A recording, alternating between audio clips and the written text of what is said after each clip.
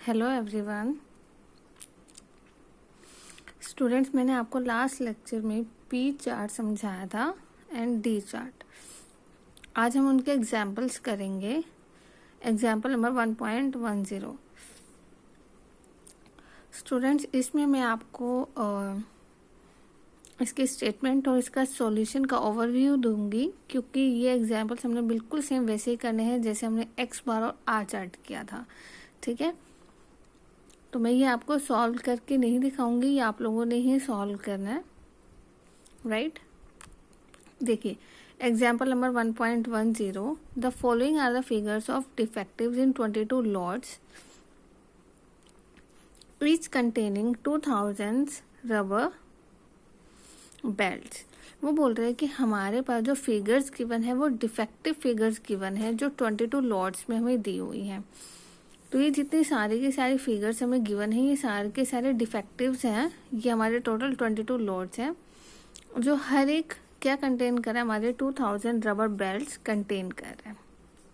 ठीक है, it means कि अगर मेरे पास यहाँ पर 425 डिफेक्टिव हैं, तो ये आपका क्या है, sample number 1। This is your sample number 1, जिसका सैंपल साइज क्या है 2000, और 2000 में से जो डिफेक्टिव आइटम्स हैं वो हैं आपके 425। Same again for sample number 2, sample size 2000 and defective items 430। तो हमें इस अकॉर्डिंगली ये सारा डाटा गिवन है। Now we have to draw the control chart for the fraction defective. हमें कंट्रोल चार्ट ड्रॉ करना है फ्रैक्शन डिफेक्टिव के लिए। फ्रैक्शन डिफेक्टिव यानी कि पी चार्ट के लिए पी की वैल्यू को हमने ग्राफ पे प्लॉट करना है। फ्रैक्शन डिफेक्टिव मैं आपको बता चुकी हूँ कैसे निकालते हैं, डी अपॉन एन, यानी कि total number of defective divided by the sample size. और उसके बाद हमें क्या करना है, comment on the state of the control of the process. Last में जो हम कमेंट करते हैं वो हमें इसमें भी कमेंट करना है। देखो, solution here we have a fixed sample size n equals to 2000। देखो यहाँ पे जो हमारा ये 2000 है वो फिक्स है हमारा सैंपल साइज। जितने भी हमारे पास यहाँ पे डिफेक्टिव आइटम्स है, हर एक के लिए सैंपल साइज हमारे पास क्या है, 2000 है for each lot. So if D I and P I R respectively the number of defective and the sample fraction defective. D I क्या है, number of defective, P I क्या है आपके पास, फ्रैक्शन डिफेक्टिव। तो हम फॉर्मूला क्या लगाएंगे, जो मैंने आपको लास्ट लेक्चर में बताया था, p i equals to d i upon 2000। ठीक है, आई हमारा कहाँ तक रन कर रहा है, 22 तक, क्योंकि हमें टोटल लॉट्स कितने गिवन है, 22। सो नाउ यहाँ पे देखो हमने एक टेबल बनाई है, serial number from 1 to up to 22, यानी कि जितने भी हमें सैंपल लॉट्स गिवन है। ये आपके नंबर ऑफ डिफेक्टिव्स है जो हमें क्वेश्चन में ऑलरेडी गिवन है। आपने यहाँ पर क्या कैलकुलेट करना है, पी की वैल्यू कैलकुलेट करनी है। फॉर्मूला हमें पता ही है, डी अपॉन 2000। डी की वैल्यू ऑलरेडी आपको गिवन है, आपने बस इस फॉर्मूले में डी की वैल्यू को पुट करना है और उसको डिवाइड करना है 2000 के साथ। सिंपल है, ये तो आपने बहुत बार किए हुए हैं क्वेश्चंस। तो हमने यहाँ पे फिर क्या करना है, उनका टोटल करना है। इन्होंने यहाँ पे अलग अलग किया हुआ, जैसे डी का यहाँ पे टोटल, देन इसका, फिर यहाँ पर लास्ट में हम इनका समीशन कर लेंगे। ठीक है, सो इन द यूजुअल नोटेशन हमें पी बार निकालना है। पी बार हम कैसे निकालेंगे, समीशन ऑफ पी अपॉन के। समीशन ऑफ पी, एक तो ये वाली टर्म और एक ये वाली टर्म, हमने दोनों का सम किया डिवाइडेड बाय 22। तो आपके पास पी बार की वैल्यू कितनी आ जाएगी, 0.1595।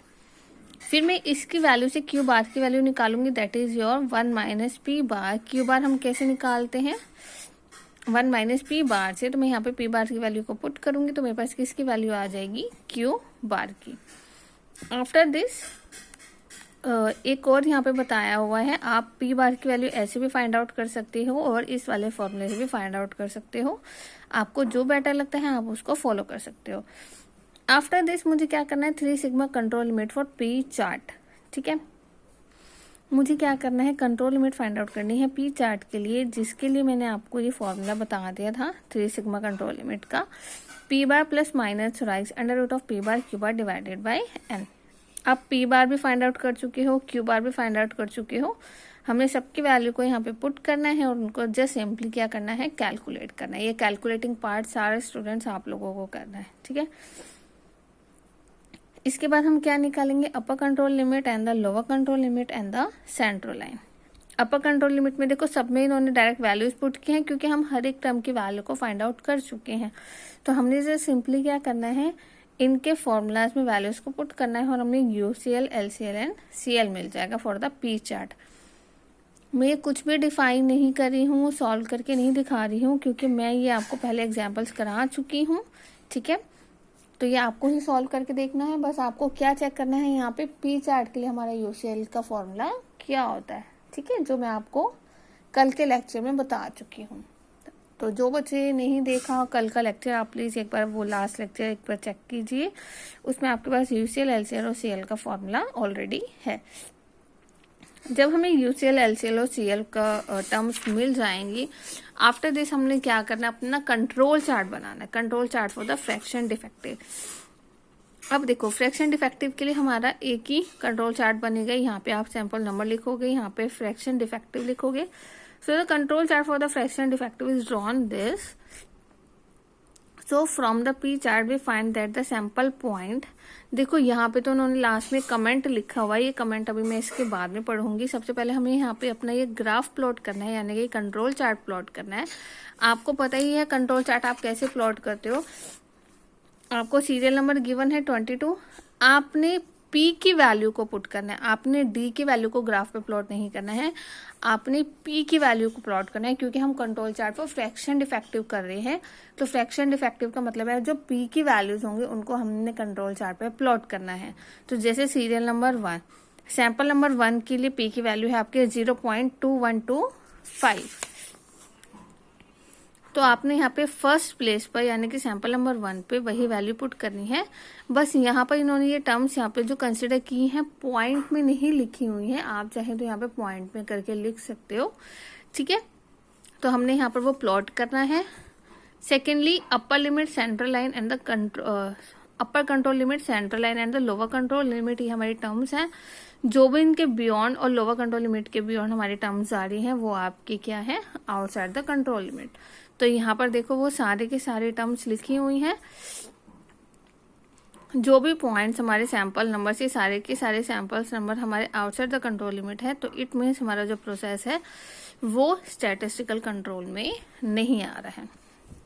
क्लियर है? तो सेम वही है हमारा एग्जाम्पल, बस यहाँ पे फॉर्मूला चेंज हुआ है, अदरवाइज हम कर सब कुछ वही रहे हैं। कंट्रोल चार्ट ड्रॉ भी वैसे ही कर रहे हैं, चेक भी वैसे ही कर रहे हैं। जो भी हमारा आउटसाइड होगा कंट्रोल लिमिट के, बस वो हमारा क्या होगा, अंडर कंट्रोल नहीं होगा, ठीक है। तो आज आपने ये एग्जाम्पल सॉल्व करना है।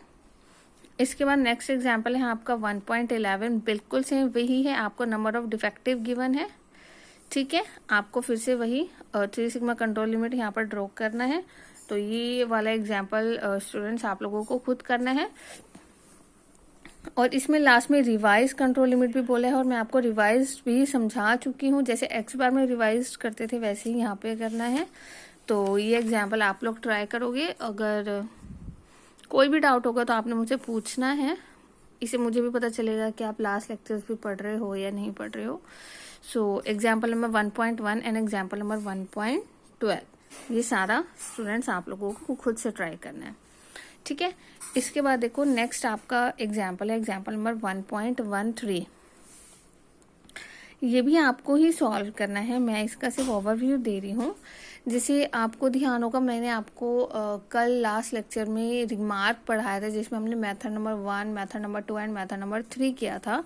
तो हम ये वाला एग्जाम्पल क्या कर रहे हैं, तीनों ही मेथड से सॉल्व करके दिखा रहे हैं, ठीक है। आप कोई भी मेथड यूज कर सकते हो एग्जाम्स में सॉल्व करने के लिए, लेकिन यहाँ पर इन्होंने तीनों मेथड सॉल्व करके दिखाए हैं तो मैं आपको तीनों मेथड ही समझा रही हूँ। बाकी योर विश, आप एग्जाम में कौन सा मेथड फॉलो करते हो। देखो एग्जाम्पल नंबर 1.13 में the following data give the number of defective in 10 independent samples of varying size from a production process. हमारे पास यहाँ पे सैंपल्स गिवन है, 10 सैंपल्स गिवन है जिनके साइज हमें गिवन है, उनके नंबर ऑफ डिफेक्टिव हमें गिवन है। हमें जस्ट यहाँ पे क्या करना है, कंट्रोल चार्ट ड्रॉ करना है और उन पे कमेंट करना है। देखो हमें इस क्वेश्चन में कुछ नहीं करना है, सिंपली फ्रैक्शन के लिए और फ्रैक्शन डिफेक्टिव के लिए कंट्रोल चार्ट ड्रॉ करना है और कमेंट करना है। तो हम यहाँ पे जो कंट्रोल चार्ट ड्रॉ करते हैं हम उसको अलग अलग मेथड से भी कर सकते हैं। तो हमारे पास टोटल 3 मेथड्स हैं। इस लेक्चर में मैं अभी आपको मेथड नंबर 1 समझाऊंगी, इसे नेक्स्ट लेक्चर में मैं आपको मेथड नंबर 2 और मेथड नंबर 3 समझाऊंगी। तो चलिए देखिए मेथड नंबर 1। मेथड नंबर 1 क्या है आपका? Variable control limits. Variable control limits में आपको क्या पता है? आपको यूसीएल का फॉर्मूला ऑलरेडी पता है, एलसीएल का फॉर्मूला आपको ऑलरेडी पता है, पी बार का फॉर्मूला पता है, क्यू बार का फॉर्मूला पता है, जो अभी ऑलरेडी मैंने आपको 1.10 एग्जाम्पल में समझाया है। ठीक है, तो वेरिएबल कंट्रोल लिमिट्स आपका वही सेम है, इसमें हम वैसे ही करते हैं, अपर control limit, lower control limit, P बार, ठीक है ना, जैसे सैंपल साइज गिवन है, नंबर ऑफ डिफेक्टिव गिवन है, उसके अकॉर्डिंगली हमें कैलकुलेट करेंगे। लेकिन देखो इस क्वेश्चन में हमारे पास एक क्या प्रॉब्लम है, यहाँ पे जो हमारा सैंपल साइज है सबका अलग अलग है। इट मीन्स यहाँ पे एन की वैल्यू इसकी डिफरेंट है और यहाँ पे इसकी डी की वैल्यू डिफरेंट है। तो हम इसलिए यहाँ पे क्या करें, एक टेबल अपनी फॉर्म कर रहे हैं कि यहाँ पे हमने सैंपल साइज लिया है, सैंपल साइज को मैंने एन से डिनोट किया। देखो सैंपल नंबर और सैंपल साइज हमें ये ऑलरेडी सारे के सारे गिवन है, 2000, 1500, 1400। तो मैंने सैंपल साइज को किससे डिनोट किया है? एन से डिनोट किया है। तो सैंपल साइज की सारी वैल्यूज को मैंने यहाँ पे कॉलम नंबर 1 में लिखा है। देन नंबर ऑफ डिफेक्टिव्स को हमने किसे डिनोट किया है? डी से डिनोट किया है। और नंबर ऑफ डिफेक्टिव की सारी वैल्यूज को मैंने कॉलम नंबर 2 में लिखा है। तो कॉलम नंबर 1 है आपका सैंपल साइज, कॉलम नंबर 2 है आपके पास नंबर ऑफ डिफेक्टिव्स। ठीक है, इसको हम एन से डिनोट किया है, इसको हमने डी से डिनोट किया। आफ्टर दिस आपको क्या निकालना है? पी की वैल्यू। पी का फॉर्मूला आपको पता ही है, number of defective divided by the sample size. N की वैल्यू पता है, डी की वैल्यू पता है, आपको सिंपली बस यहाँ पे क्या करना है, इस फॉर्मूले में पुट करना है और आपकी वैल्यूज आ जाएगी। तो हमने यहाँ पर टेबल इसलिए ही बनाई है क्योंकि हमें थोड़ा सा ईजी हो जाएगा, क्योंकि हमारी हर एक नंबर ऑफ डिफेक्टिव्स के लिए हमारे पास जो सैंपल साइज है वो सबके डिफरेंट है। तो टेबल हमारे लिए एक इजीएस्ट फॉर्म है। तो यहाँ पर पी की वैल्यू निकल जाएगी। आफ्टर दिस हमें अपर कंट्रोल लिमिट के लिए पी बार और q bar divided by n की वैल्यू चाहिए। तो वो भी मैं सोच रही हूँ कि टेबल में फाइंड आउट कर लेती हूँ। उसे क्या होगा, हम यहाँ पे फॉर्मूले में जब पुट करेंगे तो थोड़ा इजीएस्ट होगा। तो आपको पी बार और क्यू बार, देखो ये यहाँ पर ना फॉर्मूला जो है ना हमारा, ठीक है, तो हमने यहाँ पर पी की वैल्यू निकाली है। अब आपको पी बार निकालने के लिए क्या करना होता है? पी बार का फॉर्मूला हमें पता है, summation of D upon summation of N I. ये आपके पास डी की वैल्यूज हैं सारी, आप इनका सम करोगे, ऐसे आप एन का सम करोगे और दोनों को डिवाइड करोगे, तो आपके पास क्या आ जाएगा? P bar. According to this हम क्या फाइंड करेंगे? क्यू बार फाइंड आउट करेंगे। तो हमारे पास यहाँ पे क्या आ जाएगा? Q bar. So by using this हमने Q bar P bar into Q bar की वैल्यू फाइंड आउट की है, जो आपकी क्या है यहाँ पर ये है। तो पी बार और क्यू बार हमारा सबके लिए फिक्स रहेगा, हमें सिर्फ यहाँ पर इस फॉर्मूले में एन की वैल्यू को चेंज करना है। ठीक है, मैं दोबारा से रिपीट कर रही हूँ स्टूडेंट्स कि हमने यहाँ पर क्या करना है, जो हमारा फोर्थ कॉलम है, फोर्थ कॉलम में मुझे पी बार और q bar divided by n की वैल्यू को फाइंड आउट करना है। तो उसके लिए हम क्या करेंगे, सबसे पहले सेपरेटली पी बार की वैल्यू को फाइंड आउट करेंगे। तो पी बार का formula summation of D upon summation of n. Summation of d ये आपके पास कॉलम नंबर 2 है, आप इनका सबका सम करेंगे। ऐसे ही कॉलम नंबर 1 है, आप इनका सबका सम करेंगे और दोनों को डिवाइड करेंगे, तो हमें पी बार की वैल्यू मिल जाएगी। पी बार की वैल्यू से आपको क्यू बार की वैल्यू मिल जाएगी। तो by finding Q bar and P बार हम यहाँ पे दोनों का प्रोडक्ट करेंगे, तो दोनों का प्रोडक्ट करके हमें हमारी वैल्यू मिल जाएगी। अब आपने क्या करना है, पी बार क्यू बार की जो ये पर्टिकुलर वैल्यू है, इस वैल्यू को आपने यहाँ पर पुट करना है और सिर्फ आपको हर एक रो में एन की वैल्यू को चेंज करना है। देन कॉलम नंबर 5 में आपने क्या करना है, हर एक वैल्यू का अंडर रूट, फिर यहाँ पर 3 से multiply, then upper control limit, then lower control limit. Upper control limit का फॉर्मूला आपका ये है, लोअर कंट्रोल लिमिट का फॉर्मूला आपका ये है। आप हर एक के रो के अकॉर्डिंगली अपनी अपर कंट्रोल लिमिट और लोअर कंट्रोल लिमिट को फाइंड आउट करोगे। ठीक है, तो ये आप लोगों ने सॉल्व करना है। आफ्टर सॉल्विंग दिस, देखो हम अपना पूरा ये बना लेंगे, ठीक है, टेबल। आफ्टर दिस आपने बस क्या करना है, इसको प्लॉट करना है। ठीक है, यहाँ पे आप प्लॉट करोगे और आपने ये चेक करना है कि कौन से हमारे सैंपल नंबर्स हैं जो हमारे आउटसाइड जा रहे हैं। यहाँ पे इन्होंने अपर कंट्रोल लिमिट और लोअर कंट्रोल लिमिट के वो डॉटेड लाइंस नहीं ड्रॉ किए हैं, आप लोग वो ड्रॉ कर सकते हैं। ड्रॉ करने के बाद आपको बस ये चेक करना है कि कौन से पॉइंट्स आपके आउटसाइड द कंट्रोल लिमिट जा रहे हैं। ठीक है, तो मेथड नंबर 1 आपका वही सेम था जो अभी मैंने एग्जाम्पल नंबर 1.10 में समझाया था, ठीक है। इसके बाद आता है आपका मेथड नंबर 2। मेथड नंबर 2 मैं आपको इसे नेक्स्ट लेक्चर में समझाऊंगी। अभी फिलहाल आपने क्या करना है, मेथड नंबर 1 तक ये सारे एग्जाम्पल सॉल्व करने हैं, और किसी भी एग्जाम्पल में आपको कोई डाउट आता है then you can ask, and please write your name and roll number in the comment box. Thank you.